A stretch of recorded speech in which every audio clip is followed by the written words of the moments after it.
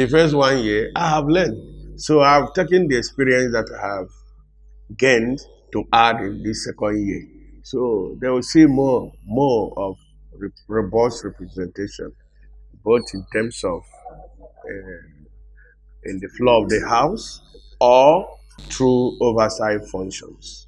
I know that the expectation of the people are high, so maybe they might think much, and everybody is hungry because of the economy. So the expectation is just very, very, very high. But I just want to beg and plead with them to always be patient, and I will continue to do that which they have known me before. If my governor say he will do something, he will do it because he have always done everything he promised. We that are familiar with his manifesto and election promises know that he have been following it up. If he says he's starting the minimum wage by October, be rest assured he will. He promised that he will start paying salary on a specific date. Nowadays, Abia workers know that on every 26, 27, 28, they will receive a lot of their salaries. On the legislative business of its own, this is my second pool or trial in legislative business. I've been a one-time elected councillor in the lower cadre, so this is a higher cadre. I'm adding it up to what I learned as a councillor. I've been making my impact. Fortunately, I became a house member from the ruling political party, the Labour Party, and the onions lies on me that I must support every good policies of the governor of the state, who happens to be the number one leader of my party and the state. That I have been doing. I've been supporting and moving necessary motions as it concerns my constituency. I've equally been supporting other members' motions and bills as it concerns also their constituencies, which is a part of the state. So, on the business of the house, that is how far I can say I have. I was supportive about Goya, which is very, very passionate to my people, and it affects my people. I was full part of it to it becoming a law now in the States. I wasn't the one here. I didn't know how the person who was on that position conducted or handled the position. But for me, I've been handling it the way I used to handle my things. Since inception or assuming that position, I have been participating first in every environmental exercise. It's known. I take it as a point of duty to make sure I participate fully, to sensitize Abians for them to key into the cleaning up of Abia. Today, we can build our hand on the chest that Abia is no longer being classified as the dirtiest state. It has gone out from being the dirtiest state to becoming one of the cleanest states. So I'm a part of it. In discharging of my oversight functions, I have oversighted them by making sure they are working in line with the guiding principle. And I have to give it to them. They are international companies and they are maintaining to standards. And we are working in synergy with them. Talking of mineral resources, we have in quantum, in large quantity, granite. It's there in Isugu area of Ohafia. It's there in Abia, Ohafia area, because there is a community known as Abia, Ohafia. going stretching up to Akano, linking up to Anochukwu area. All those areas, from the studies so far conducted, those area is being filled with granite, which is a raw material used for cement and other things. So, and limestone too is in Ohafia in large quantity too. So that is on that part. Then too, we have Arabia land uh, where farmers can continue because that is our major occupation. Apart from trading, the major occupation of my people is farming. We have acres of land, fertile, good for agriculture. So with that and trading, as I said, our people are known for trading. So those trading in Aba, in Ochanja market, in Ariara, in Ekoha, in all those people, they are majorly Ohafia people. So by the time they bring in their goods down to Ohafia, people will be coming from Aba, Cross River.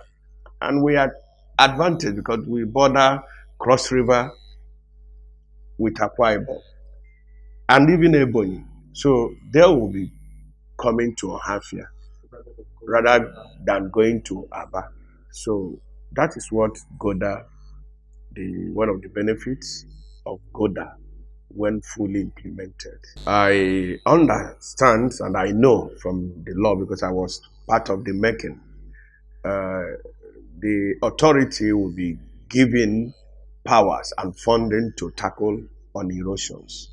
So when these fundings are made available to them, they will definitely begin or continue to address the erosion problems we are having in Ohafia. If I'm to rate myself, I would say 80%, 90%. But what if it's not in tandem with what the people rate me? So I want to leave the rating to people and possibly at the next election. The outcome of or the result of the next election will be the true scorecard and rather than what people will say, or either I will say or people will say. I'm known as Mr. Project. When I was a councillor, I did so many things, out of pocket expenses, to make sure that my representation is being felt. We should also know that currently it is no longer business as usual as it used to be in the past administration, whereby house member maybe go with Ghana must go of money. But with the little I have been getting, I started with filling an election campaign I made to one church.